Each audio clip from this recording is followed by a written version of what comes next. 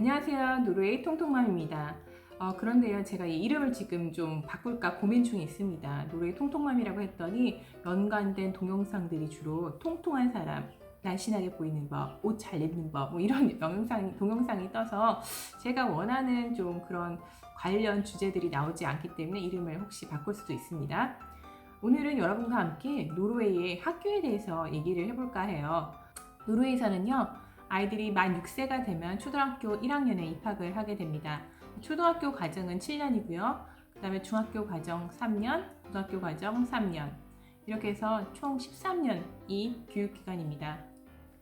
우리나라는 이제 12년인데 비해서 노르웨이는 13년이 된 거죠.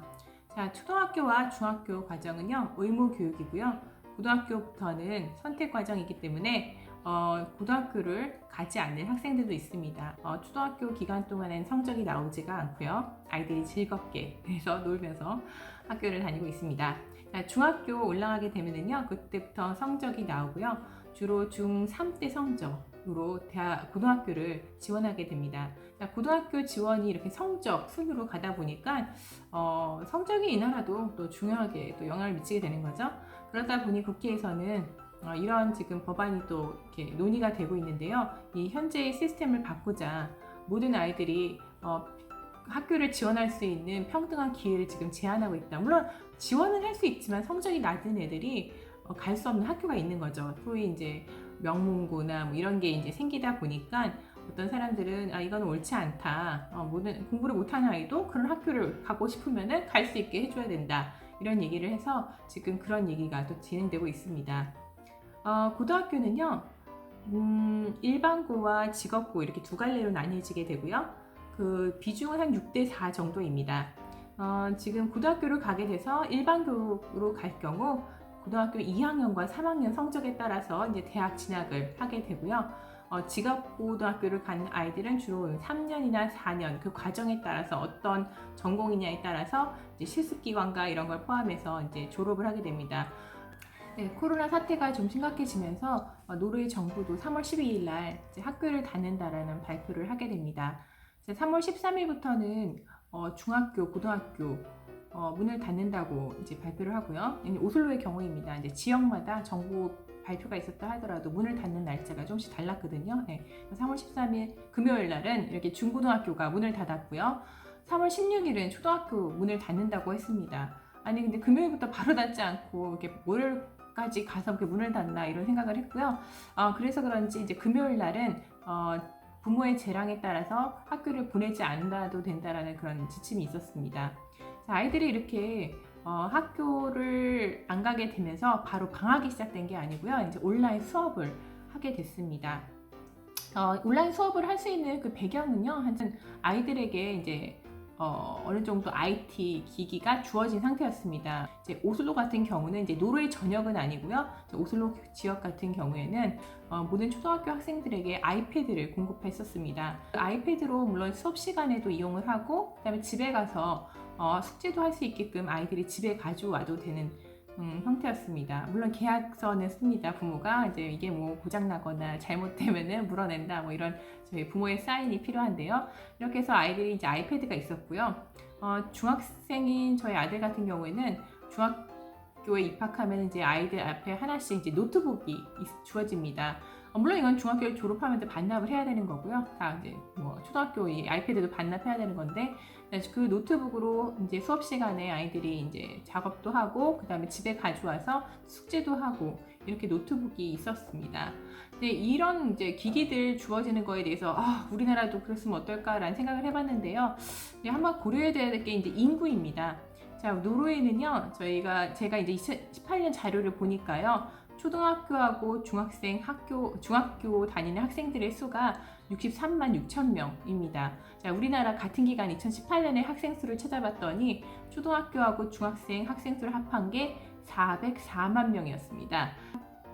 노르웨이는 한국의 초등학교, 중학교 학생 수의 16%뿐이 안 되는 작은 나라입니다. 한국이 5천만인데 여기가 530만입니다. 따라서 이 인구가 이렇게 작은 게 또 어떻게 보면은 이런 그 기기들을 다 받을 수 있는 또 그런 이유 중에 하나가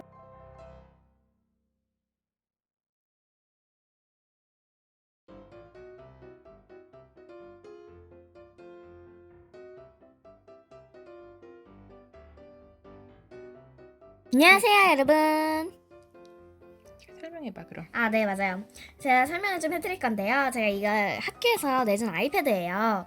아이패드에 오늘 첫 번째 게 그 노르웨이어거든요.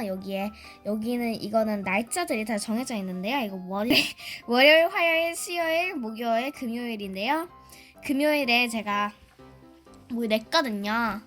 이게 제가 진짜로 편지를 쓰는 건 아니지만 편지를 쓰는 척하면서 스타트 미니스테리 국무총리님한테 편지를 같은 걸 보내는 거예요. 그래서 여기서 저희 총무가 아르네스트 솔베르그라는 사람이거든요. 그래서 이렇게 나와 있고요. 저는 이렇게 기후변화 거기에서 그거에 대해서 썼는데요.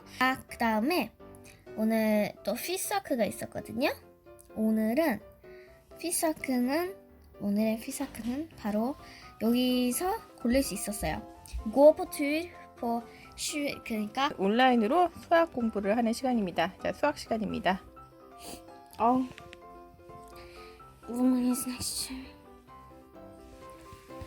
그거다. 너무 그렇게 하다.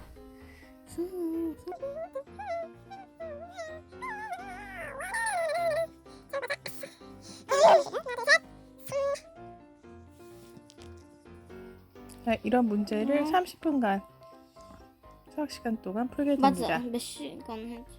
아까 50의 시간. 와, 나 레인보우 얻었다.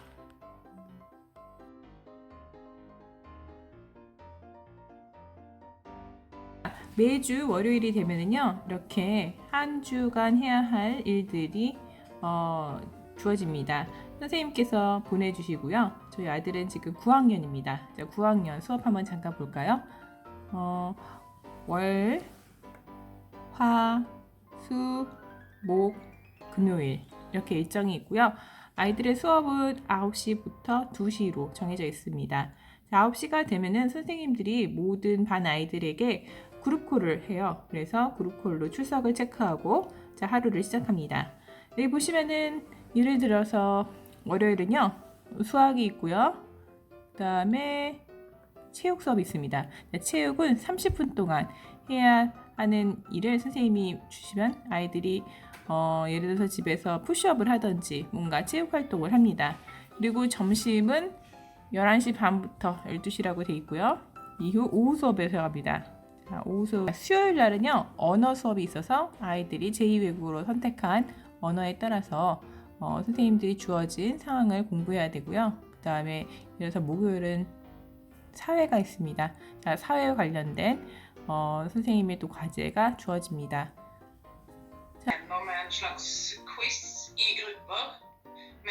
아이들은 이렇게 페이스톡을 통해서 선생님과 수업을 합니다.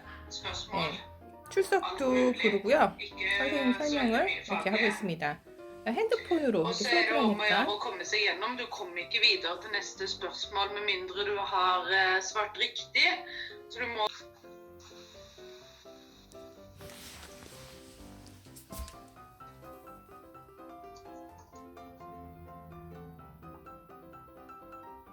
Okej, jeg fikk riktig. Bra. Bidrag Røysen, har du dokumentet? Ja, men jeg fikk feil på det første spørsmålet.